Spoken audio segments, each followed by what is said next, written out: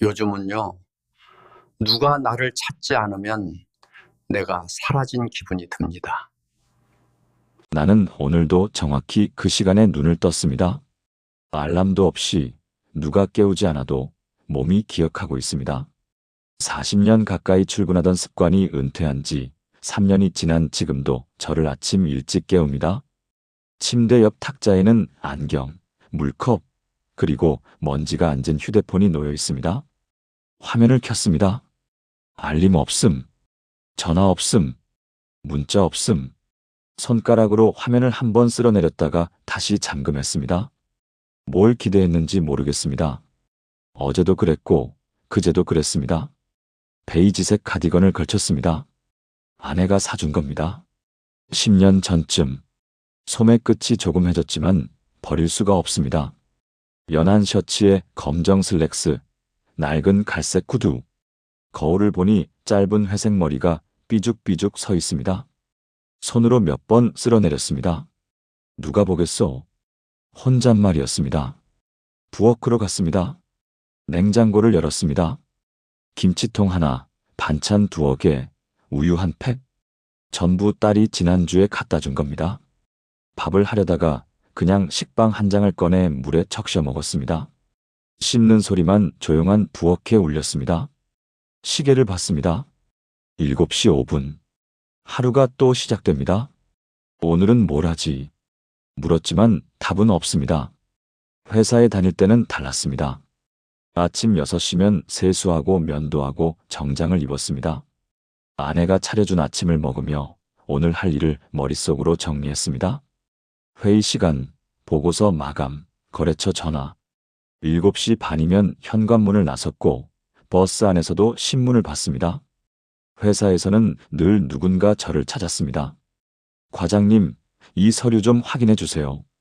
과장님, 거래처에서 전화 왔습니다.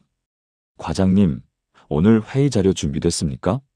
과장님, 그 호칭이 저를 필요한 사람으로 만들어줬습니다. 은퇴하던 날, 회사 사람들이 작은 송별회를 열어줬습니다. 꽃다발을 받았고 몇 마디 인사를 했습니다. 수고 많으셨습니다. 건강하세요. 그런 말들이 오갔습니다. 그날 이후로 회사에서는 아무도 전화하지 않습니다. 처음 몇 달은 괜찮았습니다. 이제 쉬어야지. 평생 일했는데. 그렇게 생각했습니다. 텔레비전도 보고 산책도 하고 가끔 동네 도서관에 가서 책도 빌렸습니다. 딸이 일주일에 한 번씩 들렀고 손주가 할아버지라고 부르며 안겼습니다. 그런데 시간이 지나면서 뭔가 이상했습니다. 아무도 저를 찾지 않았습니다. 전화가 울리지 않았습니다. 누군가 제 의견을 묻지 않았습니다. 저는 천천히, 아주 천천히 투명해지고 있었습니다. 지난주 토요일이었습니다. 딸네 집에 초대받았습니다. 점심을 같이 먹자고 했습니다. 버스를 2번 갈아타고 딸네 아파트에 도착했습니다. 초인종을 눌렀고 사위가 문을 열어줬습니다. 어서 오세요, 아버님. 사위는 공손했습니다. 늘 그렇습니다. 하지만 뭔가 서먹합니다. 10년 넘게 사위인데도 아직 어색합니다. 거실에 들어서니 딸이 부엌에서 무언가 하고 있었습니다. 아빠 왔어요? 잠깐만요. 금방 끝나요. 손주는 소파에 앉아 태블릿을 보고 있었습니다. 제가 다가가자 고개를 들었습니다. 할아버지. 그래, 우리 예진이. 뭐 보니? 게임이요. 그래? 재밌니? 네. 그리고 다시 고개를 숙였습니다. 저는 소파 끝에 조용히 앉았습니다. 거실에는 텔레비전 소리만 흘렀습니다. 뉴스였습니다. 경제 뉴스. 숫자들이 화면을 지나갔지만 머릿속에 들어오지 않았습니다. 식탁에 음식이 차려졌습니다. 갈비찜, 나물 몇 가지, 국. 딸이 정성껏 준비한 게 보였습니다. 아빠 앉으세요. 우리는 둘러 앉았습니다. 식사가 시작됐습니다. 사위는 밥을 먹으며 가끔 딸에게 뭔가 물었습니다. 손주는 반찬을 골라 먹었습니다. 딸은 손주 밥을 챙겨주느라 바빴습니다. 저는 조용히 숟가락을 들었습니다. 아빠, 많이 드세요. 응. 짧은 대답? 그게 전부였습니다. 식사 중에 제게 묻는 건 없었습니다. 회사 이야기도 요즘 뭐 하냐는 질문도 없었습니다. 그냥 밥만 먹었습니다. 식사가 끝나고 딸이 설거지를 시작했습니다. 저는 거실 소파에 다시 앉았습니다. 사위는 방에 들어갔고 손주는 자기 방으로 갔습니다. 텔레비전 리모컨을 집었습니다. 채널을 몇 개 돌렸습니다. 드라마, 예능, 다큐멘터리, 어느 것도 집중되지 않았습니다. 딸이 커피를 가져왔습니다. 아빠, 커피요. 고맙다. 딸은 제 옆에 앉았습니다. 잠시 조용했습니다. 아빠, 요즘 어때요? 응? 뭐가? 그냥 건강하시고 그러신지. 괜찮지? 별일 없어. 그래요? 잘 드시고 계세요? 먹고 있지. 약은 챙겨 드시고요. 그래. 대화가 끊어졌습니다. 딸은 뭔가 더 말하려다가 그냥 커피를 마셨습니다. 저도 커피를 한 모금 마셨습니다. 미지근했습니다. 아빠, 다음 주에도 올 수 있으세요? 글쎄, 뭐 할 일이 있나? 아니요, 그냥 자주 보고 싶어서요. 딸의 목소리에 미안함이 섞여 있었습니다. 저는 그걸 알았습니다. 딸도 바쁩니다. 워킹맘이니까요. 아이 키우고 일하고 집안일하고 시간이 없습니다. 괜찮아. 내가 바쁜 거 아는데. 아빠, 아니야. 정말 괜찮아. 나 혼자도 잘 지내니까. 딸은 더 이상 말하지 않았습니다. 2시쯤 집으로 돌아왔습니다. 현관문을 열고 들어서니 집이 너무 조용했습니다. 신발을 벗고 가디건을 벗고 소파에 앉았습니다. 휴대폰을 꺼냈습니다. 알림 없음, 전화 없음, 문자 없음. 화면을 오래 바라봤습니다. 그때 깨달았습니다. 아무도 나를 필요로 하지 않는구나. 소리내어 말하니 가슴이 무너졌습니다. 그날 밤 잠이 오지 않았습니다. 천장을 바라보며 생각했습니다. 언제부터였을까요? 언제부터 이렇게 됐을까요? 회사에서는 과장이었습니다. 사람들이 저를 필요로 했습니다. 결정을 내려야 할 때, 문제를 해결해야 할 때, 누군가 조언을 구할 때 저를 찾았습니다. 집에서는 남편이었고 아버지였습니다. 아내는 저와 상의했고 딸은 제게 의지했습니다. 그런데 지금은요? 회사는 없습니다. 아내는 3년 전에 세상을 떠났습니다. 딸은 자기 가족이 있습니다. 저는 혼자입니다. 필요 없는 사람. 그 단어가 가슴에 박혔습니다. 이불을 덮었지만 추웠습니다. 난방은 켜져 있는데 몸이 떨렸습니다. 창밖을 보니 가로등 불빛만 흔들리고 있었습니다. 내가 사라져도 아무도 모를 거야. 그 생각이 스쳤습니다. 무서웠습니다. 무서웠지만 부정할 수 없었습니다. 다음 날 아침도 6시 30분에 눈을 떴습니다. 휴대폰을 확인했습니다. 알림 없음. 익숙한 화면입니다. 세수를 하고 옷을 갈아입었습니다. 거울을 보니 눈밑이 푸르스름했습니다. 잠을 제대로 못 잤습니다.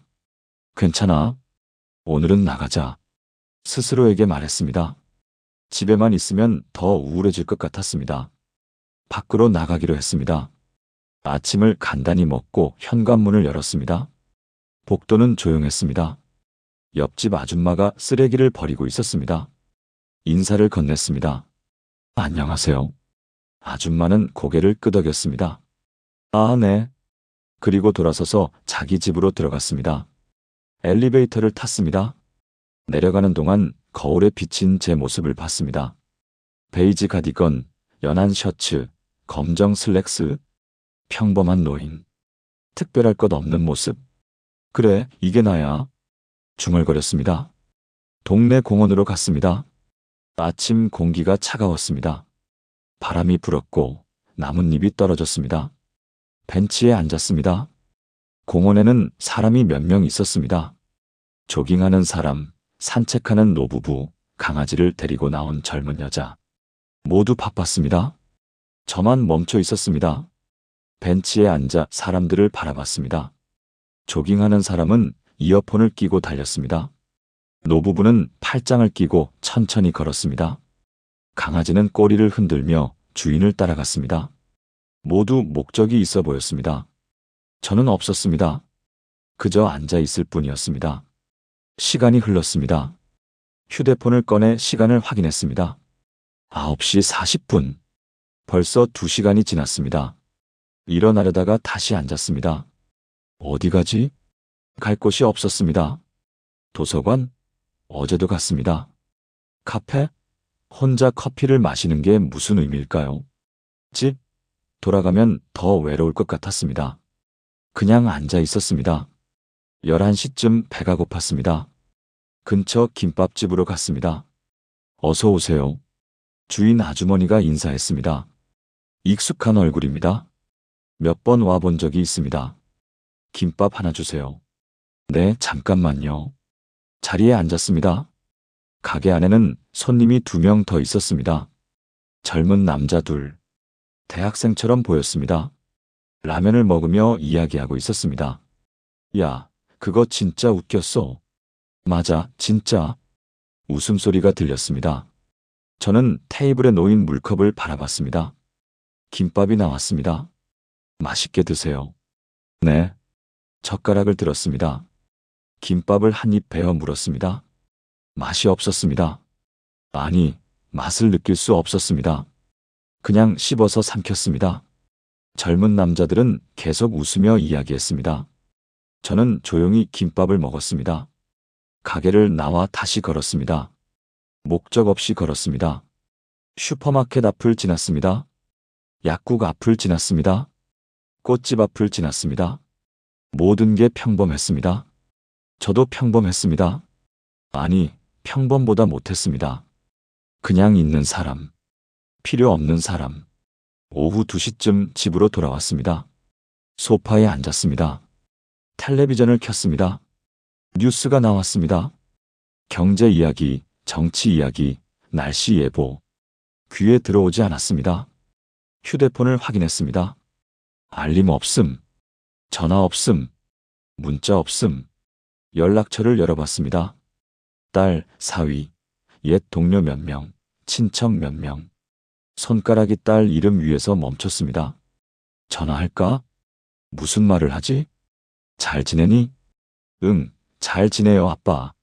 그래, 나도 잘 지내. 그리고 끊을 겁니다. 의미 없는 대화.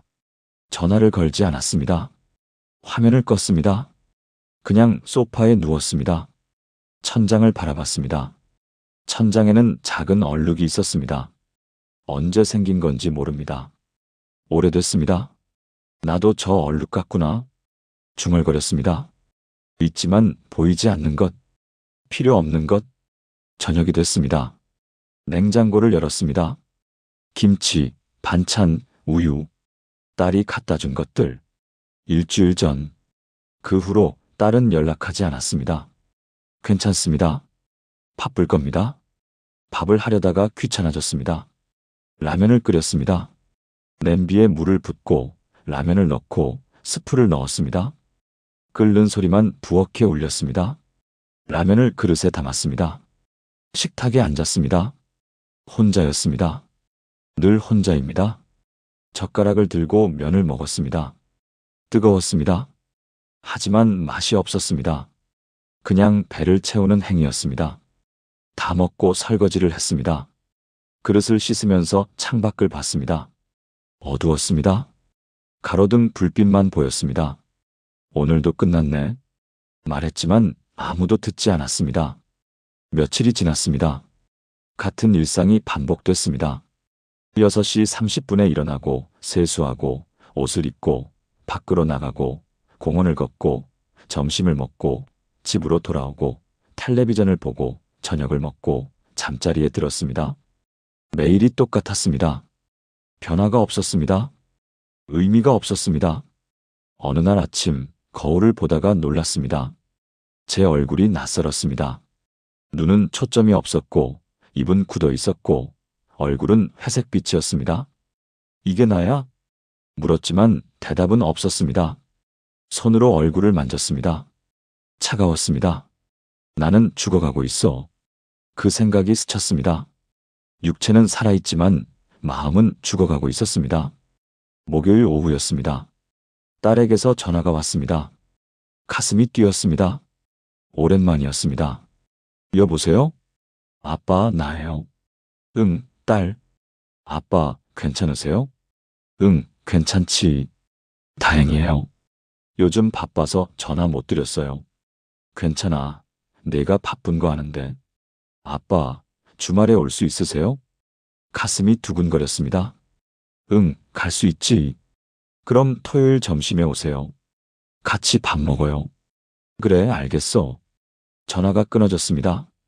휴대폰을 내려놓고 가슴에 손을 얹었습니다. 두근거렸습니다. 드디어 중얼거렸습니다. 토요일. 이틀 후 기다려야 합니다. 금요일이 지나갔습니다. 길게 느껴졌습니다. 시간이 너무 천천히 갔습니다. 토요일 아침이 왔습니다. 6시 30분에 일어났습니다. 세수를 하고 면도를 했습니다. 거울을 보며 머리를 빗었습니다. 오늘은 달라야 해. 말했습니다. 옷을 골랐습니다. 베이지 가디건, 연한 셔츠, 검정 슬랙스, 구두를 닦았습니다. 준비를 마치고 시계를 봤습니다. 9시. 너무 이릅니다. 점심시간은 12시. 3시간을 기다려야 합니다. 소파에 앉았습니다. 텔레비전을 켰습니다. 채널을 돌렸습니다. 집중이 안 됐습니다. 시계를 봤습니다. 9시 15분. 아직도 이렇게 남았어? 한숨을 쉬었습니다. 11시 30분에 집을 나섰습니다. 버스를 탔습니다. 창밖을 바라봤습니다. 거리가 지나갔습니다. 사람들이 지나갔습니다. 모두 바빴습니다. 모두 목적이 있었습니다. 저도 목적이 있었습니다. 딸을 만나는 것, 가족을 만나는 것, 필요한 사람이 되는 것. 버스에서 내렸습니다. 딸네 아파트로 걸어갔습니다. 초인종을 눌렀습니다. 문이 열렸습니다. 사위였습니다. 어서 오세요, 아버님. 그래. 거실로 들어갔습니다. 딸이 부엌에서 나왔습니다. 아빠 오셨어요? 응. 앉으세요. 금방 차려올게요. 손주는 방에 있었습니다. 저는 소파에 앉았습니다. 거실은 조용했습니다. 사위는 방으로 들어갔습니다. 저는 혼자 앉아 있었습니다. 텔레비전이 켜져 있었습니다. 예능 프로그램. 사람들이 웃고 떠들었습니다. 저는 웃지 않았습니다. 식탁에 음식이 차려졌습니다. 아빠, 드세요. 앉았습니다. 식사가 시작됐습니다. 사위는 밥을 먹었습니다. 딸은 반찬을 챙겼습니다. 손주는 밥을 먹으며 태블릿을 봤습니다. 저는 조용히 숟가락을 들었습니다. 대화가 없었습니다. 아무도 제게 묻지 않았습니다. 그냥 밥만 먹었습니다. 아빠, 요즘 어떻게 지내세요? 딸이 물었습니다. 응, 그냥 지내지. 건강하세요? 괜찮아. 잘 드시고 계세요? 먹고 있지. 그래요? 다행이에요. 대화가 끊어졌습니다. 다시 침묵. 젓가락 소리만 들렸습니다. 식사가 끝났습니다. 딸이 설거지를 시작했습니다. 저는 소파로 갔습니다. 사위는 방에 들어갔습니다. 손주는 자기 방으로 갔습니다. 저는 혼자 남았습니다. 텔레비전을 봤습니다. 화면이 흐릿했습니다. 눈물이 고였습니다. 참았습니다. 왜 우니? 스스로에게 물었습니다. 대답은 알고 있었습니다. 필요 없기 때문입니다. 여기 와도 필요 없습니다. 밥만 먹고 가는 사람. 그게 저였습니다. 2시쯤 집으로 돌아왔습니다. 현관문을 열고 들어섰습니다. 신발을 벗었습니다. 가디건을 벗었습니다. 소파에 앉았습니다. 휴대폰을 꺼냈습니다. 알림 없음. 화면을 껐습니다. 그냥 앉아 있었습니다. 시간이 흘렀습니다. 해가 졌습니다. 어두워졌습니다. 불을 켜지 않았습니다. 어둠 속에 앉아 있었습니다. 이게 내 인생이야. 중얼거렸습니다. 필요 없는 사람의 인생. 투명한 사람의 인생. 사라져도 아무도 모를 사람의 인생. 그게 저였습니다. 6시 30분에 눈을 떴습니다. 침대에서 일어나지 않았습니다. 천장을 바라봤습니다. 오늘도 똑같겠지. 일어날 이유가 없었습니다. 갈 곳도 없고, 만날 사람도 없고, 할 일도 없었습니다. 그냥 누워 있었습니다. 시간이 흘렀습니다. 8시가 됐습니다. 9시가 됐습니다. 배가 고팠지만 일어나지 않았습니다. 10시쯤 화장실에 가야 해서 일어났습니다. 거울을 봤습니다. 얼굴이 부었습니다. 눈이 충혈됐습니다. 망했네. 중얼거리고 세수를 했습니다. 부엌으로 갔습니다. 냉장고를 열었습니다. 반찬이 상해 있었습니다. 딸이 갖다 준 지 일주일이 넘었습니다. 김치만 꺼냈습니다. 밥을 하지 않았습니다. 그냥 김치 한 조각을 입에 넣고 씹었습니다. 맛이 없었습니다. 삼켰습니다. 다시 소파에 앉았습니다. 오후가 됐습니다. 문득 생각했습니다. 도서관이나 갈까? 집에만 있으면 미칠 것 같았습니다. 옷을 입고 나갔습니다. 도서관까지 걸어갔습니다. 15분 거리였습니다. 도서관 문을 열고 들어갔습니다. 조용했습니다. 책 냄새가 났습니다. 안으로 들어갔습니다. 사람이 몇 명 있었습니다. 학생들, 중년 여성, 그리고 나이 든 남자 1명. 저는 소설 코너로 갔습니다. 책등을 훑어봤습니다. 제목들이 눈에 들어왔습니다. 하지만 읽고 싶은 게 없었습니다. 그냥 서 있었습니다. 뭘 찾으세요? 뒤에서 목소리가 들렸습니다. 돌아보니 사서였습니다. 젊은 여자였습니다. 아니요. 그냥 보고 있어요. 편하게 보세요. 사서가 미소 지으며 지나갔습니다. 저는 다시 책을 봤습니다. 한 권을 뽑았습니다. 제목도 기억나지 않습니다. 그냥 들고 자리로 갔습니다. 창가 자리에 앉았습니다. 책을 펼쳤습니다. 글자가 보였습니다. 읽었습니다. 하지만 머릿속에 들어오지 않았습니다. 한 줄을 읽고 다시 읽고 또 읽었습니다. 이해가 안 됐습니다. 아니, 이해하고 싶지 않았습니다. 책을 덮었습니다. 창밖을 봤습니다. 나무가 보였습니다. 바람이 불었습니다. 나뭇잎이 흔들렸습니다. 저는 그냥 바라봤습니다. 시간이 흘렀습니다. 2시간쯤 지났을까요? 누군가 제 옆자리에 앉았습니다. 고개를 돌렸습니다. 나이 든 남자였습니다. 70대쯤 보였습니다. 회색 재킷을 입고 안경을 쓰고 책을 한 권 들고 있었습니다. 남자는 저를 보지 않았습니다. 그냥 책을 펼쳐 읽기 시작했습니다. 저도 제 책을 다시 펼쳤습니다. 하지만 읽지 않았습니다. 그냥 눈만 글자 위를 지나갔습니다. 옆 남자가 중얼거렸습니다. 요즘 읽을 만한 책이 없네. 저는 반응하지 않았습니다. 남자가 다시 말했습니다. 예전엔 그래도 재미있는 책이 많았는데 이번엔 저를 향한 말 같았습니다. 고개를 돌렸습니다. 남자가 저를 보고 있었습니다. 그러셨어요? 네. 요즘 책들은 뭔가 가볍더라고요. 그럴 수도 있겠네요. 짧게 대답했습니다. 남자는 미소를 지었습니다. 자주 오세요? 가끔요. 저도 가끔 와요. 집에만 있으면 답답해서요. 저는 고개를 끄덕였습니다. 저도 그래요. 남자는 책을 덮었습니다. 저는 이상준이라고 합니다. 김동훈입니다. 악수를 했습니다. 손이 따뜻했습니다. 이상준 씨는 말을 이어갔습니다. 뭐 하시다 은퇴하셨어요? 회사 다녔습니다. 과장으로요. 그러셨어요? 저는 교사였어요. 중학교에서요. 그러셨군요. 3년 전에 정년퇴직했어요.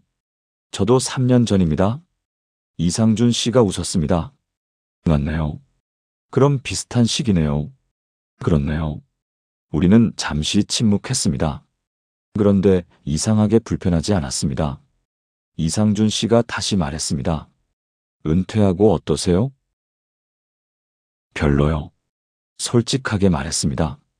이상준 씨는 고개를 끄덕였습니다. 저도요. 그래요? 네. 처음엔 좋았어요. 쉴 수 있다고 생각했거든요.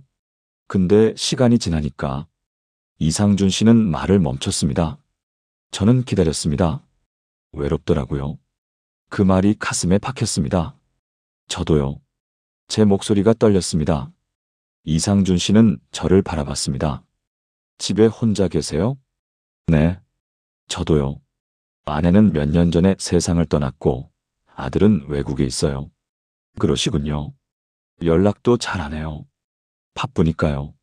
이상준 씨의 목소리에 쓸쓸함이 묻어났습니다. 저는 알았습니다. 이 사람도 저와 같다는 걸. 필요 없는 사람. 투명한 사람. 우리는 한참 이야기했습니다. 도서관 창가 자리에서 책은 펼쳐져 있었지만 읽지 않았습니다. 그냥 이야기했습니다. 이상준 씨는 은퇴 후 일상을 말했습니다.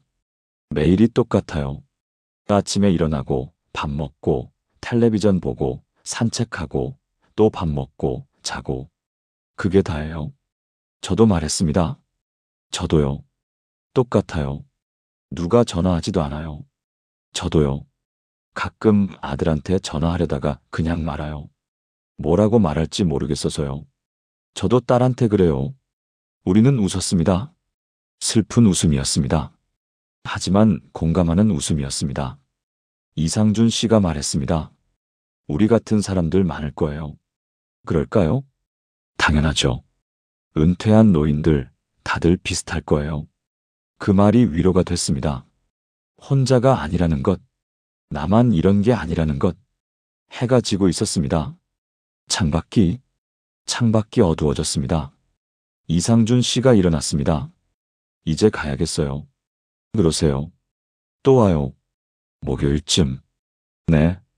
그럼 그때 봐요. 이상준 씨는 책을 반납하고 도서관을 나갔습니다. 저도 일어났습니다. 책을 반납했습니다. 도서관을 나왔습니다. 밖은 차가웠습니다. 하지만 마음은 조금 따뜻했습니다. 집으로 걸으며 생각했습니다. 나와 같은 사람이 있어. 그게 위로가 됐습니다. 외롭지만 혼자는 아닙니다. 필요 없지만 존재는 합니다. 작은 금이었습니다. 마음 깊은 곳에 작은 금이 생겼습니다. 집에 도착했습니다. 현관문을 열고 들어갔습니다. 불을 켰습니다. 부엌으로 갔습니다. 라면을 끓였습니다. 그런데 오늘은 달랐습니다. 계란을 넣었습니다. 파도 조금 넣었습니다. 왜 그랬는지 모르겠습니다. 그냥 하고 싶었습니다. 라면을 먹었습니다. 맛이 있었습니다. 어제보다 맛있었습니다. 왜일까요? 아마도 오늘 누군가를 만났기 때문일 겁니다. 누군가와 이야기했기 때문일 겁니다. 작은 변화였습니다. 하지만 의미 있는 변화였습니다. 밤이 됐습니다. 침대에 누웠습니다. 천장을 바라봤습니다. 오늘은 조금 달랐습니다. 여전히 외롭지만 조금 덜 외로웠습니다. 여전히 필요 없지만 조금 덜 필요 없었습니다. 목요일이 기다려졌습니다. 이상준 씨를 다시 만나는 날. 이야기할 사람이 있다는 것. 그게 저를 살게 했습니다. 눈을 감았습니다. 오늘은 잠이 왔습니다. 6시 30분에 눈을 떴습니다. 오늘은 달랐습니다. 일어날 이유가 있었습니다. 도서관에 가는 것, 이상준 씨를 만나는 것, 세수를 하고 옷을 갈아입었습니다. 거울을 보니 얼굴이 조금 밝아 보였습니다. 아침을 먹었습니다. 식빵에 버터를 발라 먹었습니다. 커피도 한 잔 끓였습니다. 오랜만에 제대로 된 아침이었습니다. 오전 10시에 집을 나섰습니다. 도서관까지 걸었습니다. 공기가 시원했습니다. 바람이 불었지만 춥지 않았습니다. 도서관에 도착했습니다. 문을 열고 들어갔습니다. 안은 따뜻했습니다. 창가 자리로 갔습니다. 이상준 씨는 아직 없었습니다. 앉아서 기다렸습니다. 책을 한 권 집었습니다. 읽지는 않았습니다. 그냥 펼쳐놓았습니다. 시간이 흘렀습니다. 11시쯤 이상준 씨가 왔습니다. 회색 재킷을 입고 안경을 쓰고 미소를 지으며 다가왔습니다. 안녕하세요. 안녕하세요. 이상준 씨가 제 옆에 앉았습니다. 오셨네요. 네, 왔습니다. 우리는 웃었습니다. 이상준 씨가 책을 한 권 꺼냈습니다. 오늘은 이거 읽으려고요. 무슨 책인데요? 역사책이요. 조선시대 이야기. 재밌겠네요. 그럴 것 같아요. 우리는 각자 책을 펼쳤습니다. 하지만 오래 읽지 못했습니다. 이상준 씨가 말했습니다. 김 선생님. 네. 우리 커피 한 잔 할까요? 좋죠. 우리는 책을 덮고 일어났습니다. 도서관 앞 카페로 갔습니다. 작은 카페였습니다. 커피를 주문했습니다. 자리에 앉았습니다. 창가 자리였습니다. 밖이 보였습니다. 사람들이 지나갔습니다. 이상준 씨가 커피를 한 모금 마시고 말했습니다. 저 요즘 생각했어요. 뭐요? 우리가 왜 이렇게 외로운지. 저는 커피 잔을 들었습니다. 왜라고 생각하세요? 필요 없어져서요. 그 말이 가슴에 박혔습니다. 맞아요. 제 목소리가 작았습니다. 이상준 씨는 계속 말했습니다. 회사 다닐 때는 달랐잖아요. 사람들이 우릴 찾았잖아요. 결정을 내려야 할 때, 조언이 필요할 때, 문제가 생겼을 때, 우리가 필요했어요. 그랬죠. 근데 지금은요? 이상준 씨는 잠시 멈췄습니다. 아무도 우릴 찾지 않아요. 침묵이 흘렀습니다. 무거운 침묵이었습니다. 하지만 진실이었습니다. 저는 말했습니다. 그럼 어떻게 해야 할까요? 이상준 씨는 창밖을 봤습니다. 잘 모르겠어요. 근데 한 가지는 알 것 같아요. 뭔데요? 혼자 있으면 더 외로워져요. 맞아요. 그래서 저 여기 와요. 도서관에 사람들이 있잖아요. 비록 아는 사람은 아니지만 그래도 사람들이 있어요. 이상준 씨의 말이 공감됐습니다. 저도 그래서 도서관에 왔습니다. 집에만 있으면 미칠 것 같아서요. 저도 그래서 왔어요. 그럼 우리 자주 만나요. 그럴까요? 네. 일주일에 2번쯤. 목요일, 토요일. 좋아요. 우리는 악수했습니다. 작은 약속이었습니다. 하지만 의미 있는 약속이었습니다. 그날 이후로 저는 목요일과 토요일을 기다렸습니다. 이상준 씨를 만나는 날, 이야기할 사람이 있다는 것, 그게 저를 살게 했습니다. 일주일이 지났습니다. 목요일이 다시 왔습니다. 도서관에 갔습니다. 이상준 씨가 기다리고 있었습니다. 안녕하세요. 안녕하세요. 우리는 앉았습니다. 이상준 씨가 말했습니다. 저 오늘 뭔가 하나 해봤어요. 뭔데요? 동네 경로당에 갔어요. 경로당요? 네. 한 번도 안 가봤는데 오늘 가봤어요. 어땠어요? 좀 낯설었어요. 이상준 씨는 웃었습니다. 사람들이 많더라고요. 다들 화투 치고, 이야기하고, 텔레비전 보고. 근데 저는 어디 끼기가 힘들더라고요. 그러셨군요. 근데 한 할머니가 말 걸어주시더라고요. 처음 오셨냐고. 그래서 네 하고 대답했어요. 그랬더니 커피 한 잔 하시라고 주시더라고요. 친절하시네요. 네. 그래서 조금 이야기했어요. 뭐 대단한 이야기는 아니고 그냥 날씨 이야기, 동네 이야기. 근데 좋더라고요. 이상준 씨의 얼굴이 밝았습니다.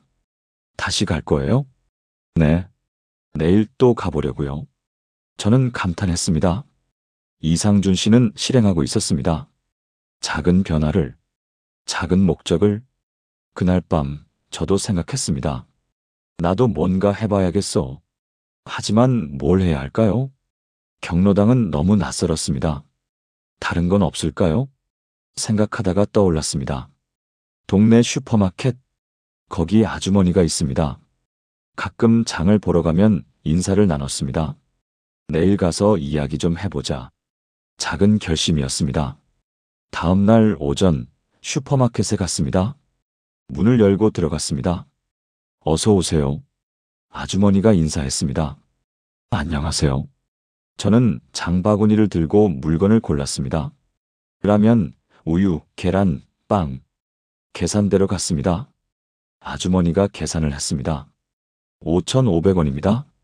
돈을 냈습니다. 그리고 말했습니다. 오늘 날씨 좋네요. 아주머니가 고개를 들었습니다. 네. 아, 네. 좋아요. 요즘 장사 잘 되세요? 그럭저럭이죠. 근데 손님 많지 않아요. 그러시구나. 힘드시겠어요. 뭐 할 수 있죠. 아주머니는 웃었습니다. 자주 오시는 것 같은데 혼자 사세요? 네, 혼자 살아요. 그러세요? 자식분들은요? 딸이 하나 있는데 따로 살아요. 그렇구나. 외로우시겠어요.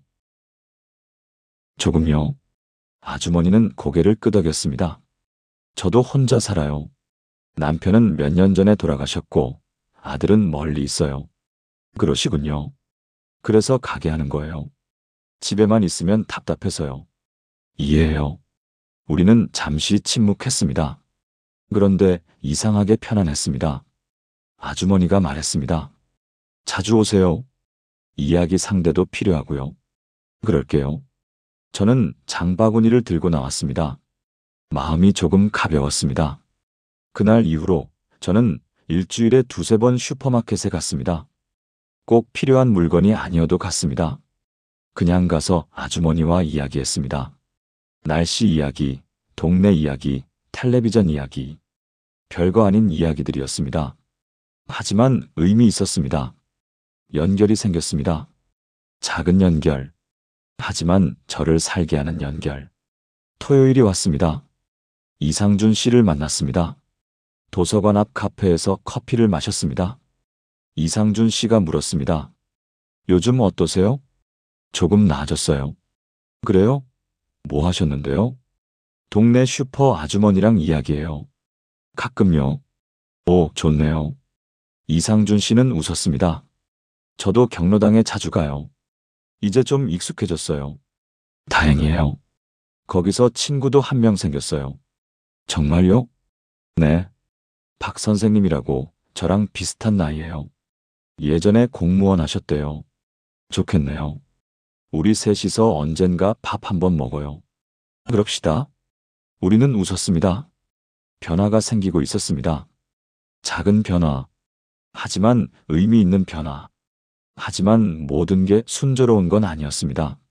어느 날 저녁 딸에게 전화가 왔습니다. 아빠. 응, 딸. 아빠, 요즘 어떻게 지내세요? 응, 잘 지내? 다행이에요. 아빠, 근데 주말에 못 갈 것 같아요. 가슴이 철렁했습니다. 왜? 예진이가 학원 있어서요. 그리고 저도 일이 좀 많아요. 그래? 미안해요, 아빠. 다음 주에 갈게요. 괜찮아? 바쁘면 어쩔 수 없지. 아빠, 괜찮다니까. 걱정하지 마. 전화가 끊어졌습니다. 휴대폰을 내려놓았습니다. 가슴이 답답했습니다. 또야. 중얼거렸습니다. 또 미뤄졌습니다. 또 나중입니다. 저는 늘 나중입니다. 소파에 앉았습니다. 텔레비전을 켰습니다. 화면이 흐릿했습니다. 눈물이 고였습니다. 왜 이러지? 말했지만 답은 알고 있었습니다. 아직도 필요 없기 때문입니다. 딸에게도 필요 없습니다. 다음 날 이상준 씨에게 말했습니다. 딸이 주말에 못 온대요. 그래요? 바쁘대요. 이상준 씨는 고개를 끄덕였습니다. 가족이 다 그래요. 그래요? 네. 아들도 전화 잘 안 해요. 바쁘다고. 저도 이해는 해요. 정말 바쁠 거예요. 근데 이상준 씨는 말을 멈췄습니다. 근데요? 가끔은 서운해요. 저도요. 우리는 침묵했습니다. 무거운 침묵이었습니다. 이상준 씨가 말했습니다. 근데 알았어요. 뭔지. 뭔데요? 우리가 원하는 게 뭔지. 뭔데요? 필요한 사람이 되는 거요. 그 말이 가슴에 박혔습니다. 맞아요. 제 목소리가 떨렸습니다. 우리는 필요 없어지고 싶지 않아요. 근데 현실은 그래요. 아무도 우릴 필요로 하지 않아요. 그럼 어떻게 해요? 이상준 씨는 커피를 마셨습니다. 기준을 바꿔야 해요. 기준이요? 네. 필요의 기준을요. 저는 이해가 안 됐습니다. 이상준 씨가 설명했습니다. 예전엔 회사에서 필요한 사람이었어요. 가족에게 필요한 사람이었어요. 근데 지금은 그게 불가능해요. 왜냐하면 상황이 바뀌었으니까요. 그럼요. 다른 곳에서 필요한 사람이 되는 거예요. 다른 곳이요? 네. 예를 들어 저는 경로당에서 필요한 사람이 되려고 해요. 어떡해요? 컴퓨터 좀 할 줄 알잖아요. 그래서 경로당 사람들한테 스마트폰 사용법 알려줘요. 사진 찍는 법, 메시지 보내는 법. 그런 거요. 그럼 사람들이 좋아해요. 고맙다고 해요. 필요하다고 해요. 이상준 씨의 얼굴이 밝았습니다. 그게 중요해요. 어디서든 필요한 사람이 되는 거요. 저는 깨달았습니다.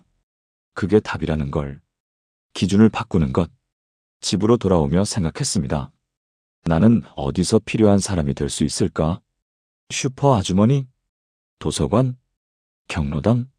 아니면 다른 곳? 생각하다가 떠올랐습니다. 동네 공원. 거기 벤치가 있습니다. 낡았습니다. 페인트가 벗겨졌습니다. 벤치를 고쳐볼까? 작은 생각이었습니다.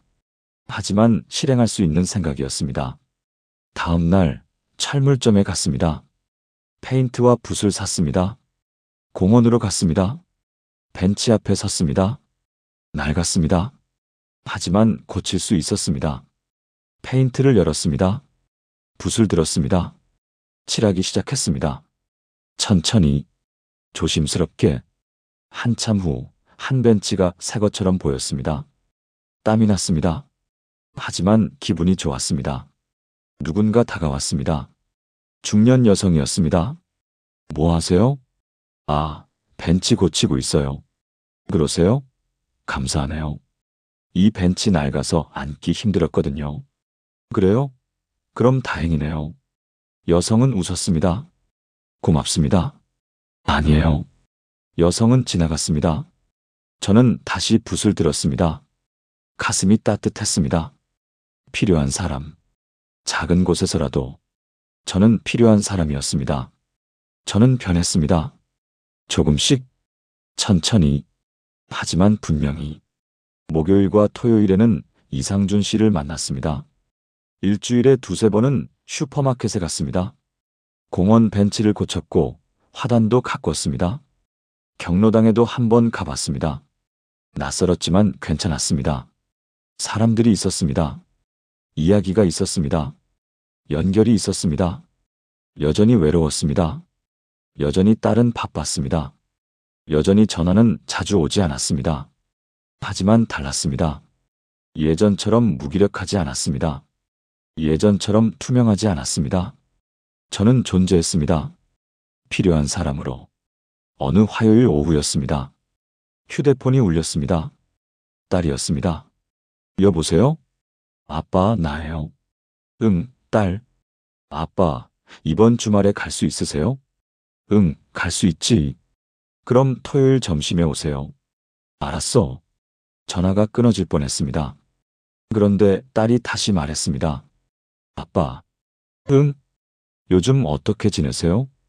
응? 괜찮아. 잘 지내? 정말요? 외롭지 않으세요? 조금은 외롭지. 근데 괜찮아. 아빠. 딸의 목소리가 떨렸습니다. 미안해요, 아빠. 제가 자주 못 찾아뵙고. 괜찮아. 내가 바쁜 거 아는데. 아니에요. 그래도 더 자주 연락드려야 하는데. 정말 괜찮아. 아빠, 토요일에 봬요. 그래. 전화가 끊어졌습니다. 휴대폰을 내려놓으며 생각했습니다. 딸도 미안해하고 있구나. 죄책감을 느끼고 있구나. 가슴이 아팠습니다. 딸 때문이 아니었습니다. 제 때문이었습니다. 제가 딸을 부담스럽게 만들고 있었습니다. 토요일이 왔습니다. 딸 내 집에 갔습니다. 초인종을 눌렀습니다. 딸이 문을 열었습니다. 아빠 오셨어요? 그래. 거실로 들어갔습니다. 사위와 손주가 있었습니다. 안녕하세요, 아버님. 그래. 손주가 다가왔습니다. 할아버지. 그래, 우리 예진이. 손주를 안아줬습니다. 따뜻했습니다. 식사 준비가 됐습니다. 식탁에 둘러앉았습니다. 음식이 차려졌습니다. 식사가 시작됐습니다. 그런데 오늘은 달랐습니다. 딸이 물었습니다. 아빠, 요즘 뭐 하세요? 응, 그냥 산책하고 도서관 가고. 도서관이요? 자주 가세요? 응, 일주일에 2번쯤. 좋으시겠어요? 응, 괜찮아. 사위도 말했습니다. 책 읽으시는 거 좋아하세요? 그냥 가끔 읽어. 무슨 책 읽으세요? 소설 같은 거. 역사책도 가끔. 그러시구나. 저도 역사 좋아해요. 처음으로 사위와 대화다운 대화를 했습니다. 손주도 말했습니다. 할아버지, 나 학교에서 상 받았어. 그래? 무슨 상? 그림 대회에서요. 우리 예진이 대단한데? 할아버지도 그림 그려요? 옛날에 조금 그렸지. 진짜요? 나한테 그려줘요. 그래, 그려줄게. 손주가 웃었습니다. 밝은 웃음이었습니다. 식사가 끝났습니다. 딸이 설거지를 시작했습니다. 저는 일어나 부엌으로 갔습니다. 내가 할게. 아빠, 설거지 내가 할게. 아니에요, 괜찮아요. 아니야, 내가 할 수 있어. 딸은 망설였습니다. 그리고 웃었습니다. 그럼 같이 해요. 우리는 함께 설거지를 했습니다. 딸이 그릇을 씻었고 제가 닦았습니다. 조용했습니다. 하지만 편안했습니다. 딸이 말했습니다. 아빠. 응? 요즘 아빠 표정이 좀 밝아진 것 같아요. 그래? 네. 예전보다 좀 더 편안해 보이세요. 그런가? 무슨 좋은 일 있으세요? 저는 잠시 생각했습니다. 친구 생겼어. 친구요? 응. 도서관에서 만났어. 나랑 비슷한 나이. 같이 커피도 마시고 이야기도 하고. 와, 정말요? 다행이에요. 딸의 목소리가 밝았습니다. 그리고 공원 벤치도 고쳤어. 벤치요? 응. 낡아서 페인트 칠했어. 아빠, 대단하세요. 별거 아니야. 아니에요. 대단해요. 딸은 웃었습니다. 저도 웃었습니다. 설거지가 끝났습니다. 거실로 나왔습니다. 손주가 스케치북을 들고 왔습니다. 할아버지, 그림 그려줘요. 그래, 뭘 그려줄까? 나, 예진이를 그려달라고? 네. 종이와 연필을 받았습니다. 손주를 바라봤습니다. 그리기 시작했습니다. 오랜만이었습니다. 손이 떨렸습니다. 하지만 그렸습니다. 천천히, 조심스럽게, 한참 후 그림이 완성됐습니다. 손주에게 보여줬습니다. 와, 할아버지 잘 그리시네요. 그래? 네, 진짜 예뻐요. 손주가 웃었습니다. 딸이 다가와 그림을 봤습니다. 아빠, 정말 잘 그리셨어요. 별거 아니야. 아니에요. 정말 잘 그리셨어요. 딸의 눈이 촉촉해졌습니다. 아빠, 왜? 고마워요. 뭐가? 그냥, 고마워요. 딸이 제 손을 잡았습니다. 따뜻했습니다. 가슴이 뜨거워졌습니다. 그날 집으로 돌아오며 생각했습니다. 오늘은 달랐습니다. 딸과 대화했습니다. 손주와 놀았습니다. 사위와 이야기했습니다. 필요한 사람이었습니다. 그림을 그려줬습니다. 설거지를 도왔습니다. 작은 것들이었습니다. 하지만 의미 있었습니다. 관계가 회복되고 있었습니다. 천천히, 조금씩, 하지만 분명히. 다음 주 목요일 이상준 씨를 만났습니다. 카페에서 커피를 마셨습니다. 이상준 씨가 물었습니다. 요즘 어때요? 좋아요. 그래요? 무슨 일 있었어요? 딸네 집에 다녀왔어요. 그러셨어요? 네. 오랜만에 제대로 이야기했어요. 손주 그림도 그려줬고요. 좋네요. 이상준 선생님 말씀대로 했어요. 뭐요? 기준을 바꿨어요. 큰 걸 바라지 않고 작은 것부터요. 이상준 씨는 웃었습니다. 잘하셨어요. 선생님 덕분이에요. 아니에요. 김 선생님이 하신 거예요. 우리는 커피를 마셨습니다. 이상준 씨가 말했습니다. 저도 요즘 좋아요. 그래요? 네. 경로당에서 친구들이 많이 생겼어요. 일주일에 3번씩 가요. 다행이에요. 그리고 스마트폰 강의도 시작했어요. 정식으로요. 진짜요? 네. 경로당에서 부탁하더라고요. 사람들이 많이 배우고 싶어 해서요.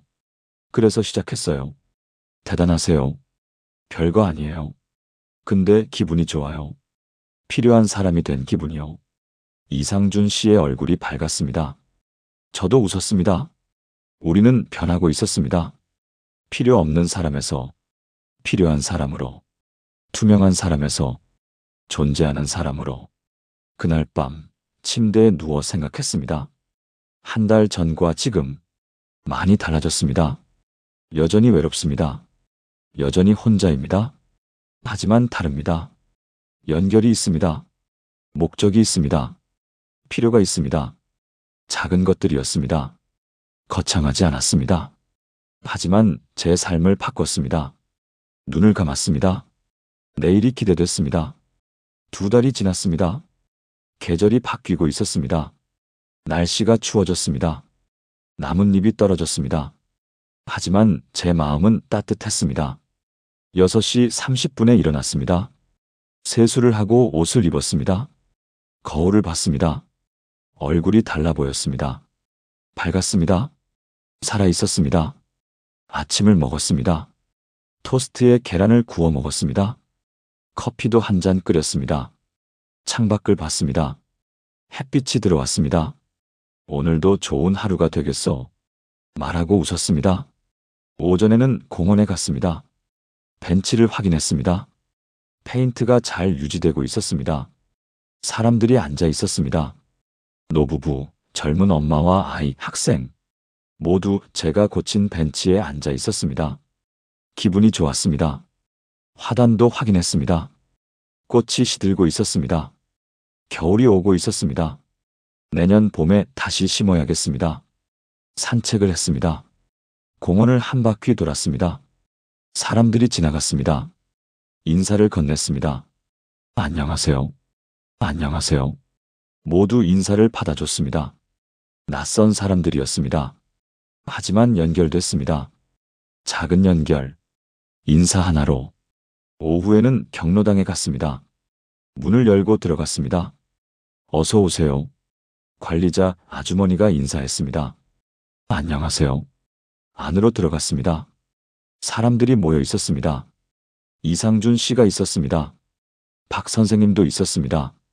김 선생님, 이상준 씨가 손을 흔들었습니다. 안녕하세요. 다가가 앉았습니다. 오늘 스마트폰 강의 있어요. 그래요?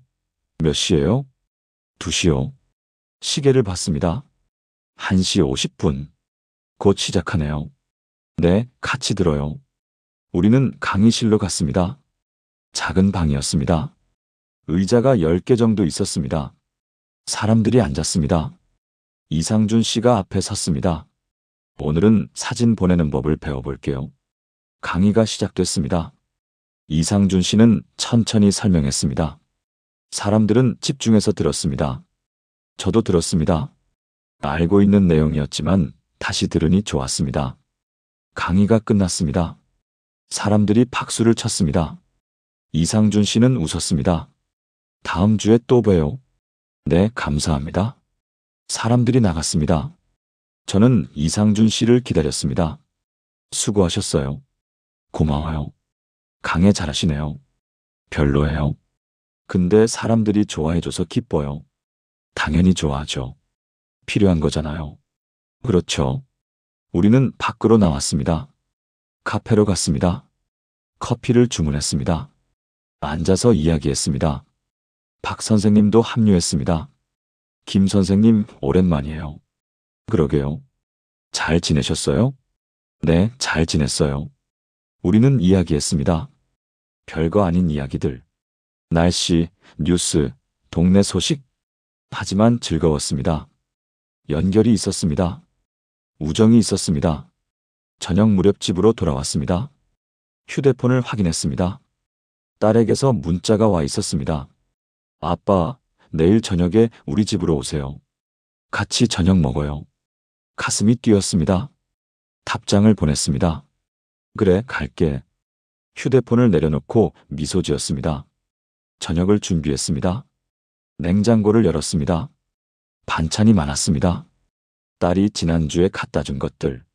김치찌개를 끓였습니다. 밥도 지었습니다. 식탁에 차려놓고 앉았습니다. 혼자였습니다. 하지만 외롭지 않았습니다. 내일 딸을 만날 겁니다. 손주를 볼 겁니다. 기대됐습니다. 다음 날 저녁 딸네 집에 갔습니다. 초인종을 눌렀습니다. 딸이 문을 열었습니다. 아빠 오셨어요? 그래. 거실로 들어갔습니다. 사위와 손주가 있었습니다. 안녕하세요, 아버님. 그래. 손주가 달려왔습니다. 할아버지. 그래, 우리 예진이 안아줬습니다. 따뜻했습니다. 식사 준비가 됐습니다.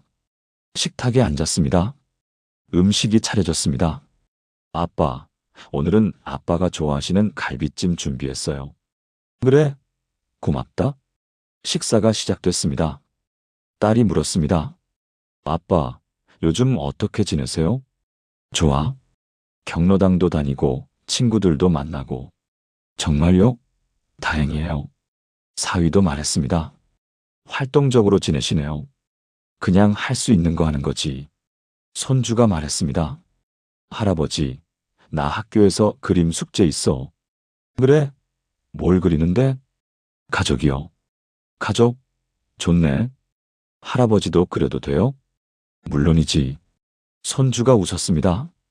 식사가 끝났습니다. 손주가 스케치북을 가져왔습니다. 할아버지, 같이 그려요. 그래. 우리는 거실 바닥에 앉았습니다.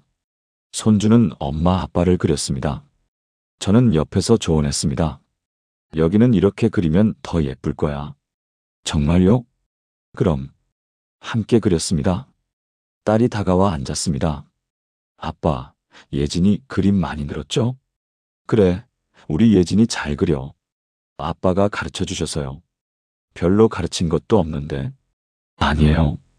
예진이 할아버지가 그려주신 그림 계속 봐요. 그래? 네. 방에 붙여놨어요. 가슴이 따뜻해졌습니다. 그림이 끝났습니다. 손주가 보여줬습니다. 어때요? 잘 그렸어. 정말요? 그럼. 손주가 웃었습니다. 밝은 웃음이었습니다. 밤 9시쯤 집으로 돌아왔습니다. 현관문을 열고 들어섰습니다. 불을 켰습니다. 신발을 벗고 소파에 앉았습니다. 휴대폰을 꺼냈습니다. 딸에게서 문자가 와 있었습니다. 아빠, 오늘 와주셔서 고마워요. 예진이가 할아버지랑 그림 그린 거 너무 좋아해요. 다음 주에도 올 수 있으세요? 미소가 지어졌습니다. 답장을 보냈습니다. 그래, 갈게. 휴대폰을 내려놓았습니다. 창밖을 봤습니다. 별이 보였습니다. 밤하늘에 반짝이는 별들. 나도 저 별처럼. 중얼거렸습니다. 작지만 빛나는 존재. 필요한 존재. 며칠 후 이상준 씨와 박 선생님을 만났습니다. 우리는 식당에 갔습니다. 삼겹살을 먹었습니다. 고기가 지글지글 익었습니다. 이상준 씨가 말했습니다. 우리 셋이서 이렇게 모이니 좋네요. 그러게요. 박 선생님도 말했습니다. 예전엔 이런 친구도 없었는데. 맞아요. 우리는 웃었습니다. 고기를 구워 먹었습니다. 맛있었습니다. 이상준 씨가 물었습니다. 김 선생님, 요즘 딸분 자주 만나세요? 네, 일주일에 한 번씩요. 좋겠네요. 이상준 선생님은 아드님은요? 얼마 전에 전화 왔어요. 오랜만에요. 그래요? 네. 명절에 한국 온대요. 잘 됐네요. 네, 기대돼요. 박 선생님도 말했습니다. 저는 조카가 찾아왔어요. 네. 오랜만에 같이 저녁 먹었어요. 좋으셨겠어요? 네, 좋았어요. 우리는 각자 이야기했습니다. 가족 이야기, 경로당 이야기, 동네 이야기. 시간이 흘렀습니다. 식사가 끝났습니다. 밖으로 나왔습니다. 날씨가 추웠습니다. 하지만 마음은 따뜻했습니다. 이상준 씨가 말했습니다. 우리 다음 주에 또 만나요. 그럽시다. 박 선생님도 말했습니다. 네, 또 봬요. 우리는 헤어졌습니다. 각자 집으로 돌아갔습니다. 걸으며 생각했습니다. 참 많이 변했어. 2달 전과 지금 완전히 달랐습니다. 여전히 혼자 살고 있습니다. 여전히 은퇴한 노인입니다. 하지만 다릅니다. 연결이 있습니다. 친구가 있습니다. 가족과의 관계가 회복됐습니다. 목적이 있습니다. 필요가 있습니다. 작은 것들이었습니다. 거창하지 않았습니다. 하지만 제 삶을 바꿨습니다. 집에 도착했습니다. 불을 켜고 소파에 앉았습니다. 휴대폰을 꺼냈습니다. 알림이 몇 개 있었습니다. 딸의 문자, 이상준 씨의 문자, 슈퍼 아주머니의 문자. 오늘 고마웠어요. 다음 주에 봬요. 새로 들어온 과일 맛있어요. 사러 오세요. 하나하나 읽으며 웃었습니다. 연결됐습니다. 사람들과, 세상과 답장을 보냈습니다. 저도 고마웠어요. 네, 다음 주에 봬요. 갈게요. 휴대폰을 내려놓았습니다. 창밖을 봤습니다. 어두웠습니다. 하지만 가로등이 밝혔습니다. 별도 빛났습니다. 나도 빛나고 있어. 중얼거렸습니다. 작지만 분명히 빛나고 있습니다. 필요한 사람으로, 존재하는 사람으로. 침대에 누웠습니다. 천장을 바라봤습니다. 생각했습니다. 쓸모란 뭘까? 2달 전 저는 쓸모없다고 느꼈습니다. 아무도 저를 필요로 하지 않는다고 생각했습니다. 회사에서 필요하지 않았습니다. 가족에게 필요하지 않았습니다. 투명한 사람이었습니다. 하지만 지금은 다릅니다. 쓸모의 기준이 바뀌었습니다. 회사에서 필요한 사람일 필요는 없습니다. 큰 일을 하는 사람일 필요는 없습니다. 작은 곳에서 필요한 사람이면 됩니다.